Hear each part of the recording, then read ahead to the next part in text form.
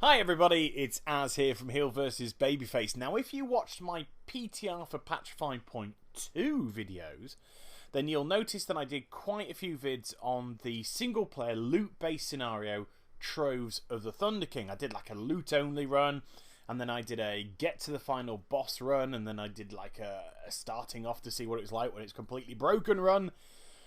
Today, I'm actually going to do an end boss run, but really quickly. The one that's currently on my channel kind of gets you there in the nick of time. This one is going to get you there with plenty of time to spare, but you need a few things to help you along the way. First of all, you need to be exalted with your respective faction, be it the Kirin Tor or the Sun Reavers. Secondly, you need these three items: 3 polymorphic keys, 1 sleep powder, and 1 potion of levitation. And you pay for those with your greater charms of good fortune. You know, the gold ones that you find in the chests around this place.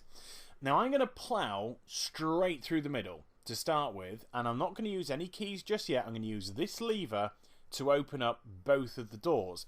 Now this is where you use your levitation potion, and you can get yourself over the traps. Do bear in mind, your pet is not covered by the levitation potion, so if you both go over the same trap at the same time, the trap will trigger. So make sure that your pet is not on the same trap as you.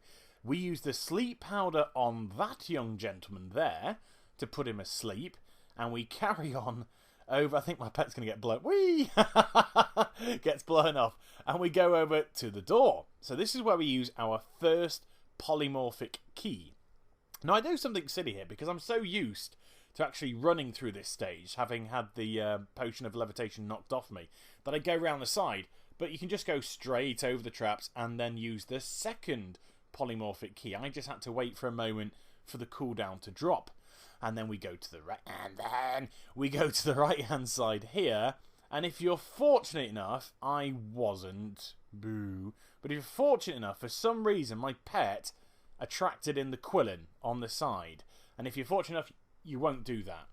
I might do this run without a pet. If you're a hunter, if you're a pet class, DK, unholy, maybe just leave the pet at home. Okay? If you get involved in a fight, pop it out. But in cases like this, I'd probably leave it at home. It would save you time. Now, luckily, we only got the one Quillin as opposed to both of them. But still, it just shaved a few seconds off the final clock that we wanted. And then we use the third polymorphic key to take me into the final room. So there we go. That's the boss there. So we've currently got just under 3 odd minutes of this Troves of Thunder King remaining. Remember, out of 5 minutes. And as you can see, on the back of the boss, he has a chest. Now, contrary to some speculative people, it doesn't contain necessarily an elite item or a burial trove key. Looting the boss will always get you a burial trove key, but there's no guarantee that the chest on his back will have an epic. In actual fact, I've killed this boss now on different characters 3 or 4 times, and not once has an epic item dropped from his chest. Now, both of the other Quillin that were alongside him joined in the fight, so I'm just going to polish these guys off as quickly as possible. But even when they die, because there's one there we've just ticked, I've got exactly 2 minutes now in the final room to go around and loot as much as possible. So we've killed the final boss. We loot it for a guaranteed burial trove key. And then times 2, we can loot the chest that was on his back. And there you go. See, no epic item inside. And then there's lots and lots of chests in the final room. If you're fortunate enough, or if you want to, you can single out the greater Mogu chests. And if you get 10 of them, that will also contribute towards the achievement on Troves of the Thunder King.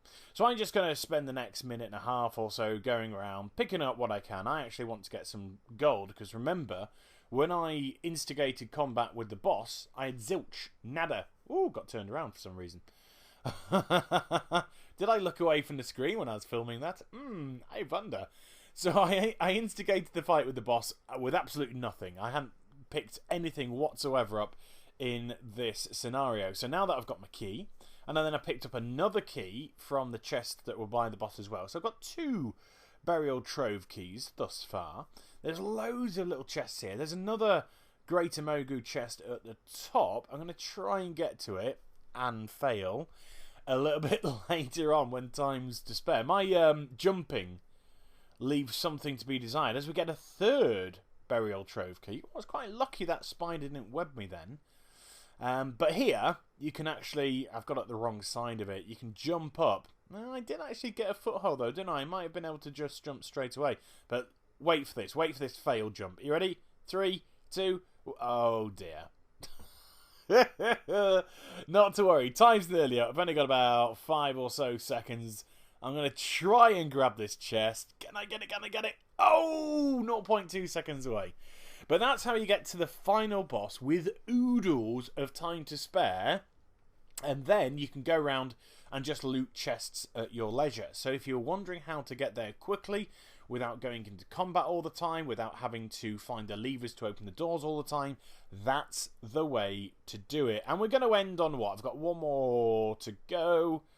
What have we got in here? Okay, so it's going to be like 317 gold plus the tattered parchments and the coins and etc. etc. The Shanzi ritual stones. Wasn't that bad a run. So I hope you enjoyed the vid. Please do like, comment and subscribe. Follow me on Twitter and also like my Facebook as well as my twitch.tv/heel versus babyface. And I'll be back with some more stuff very soon. Take care, everybody. Bye-bye.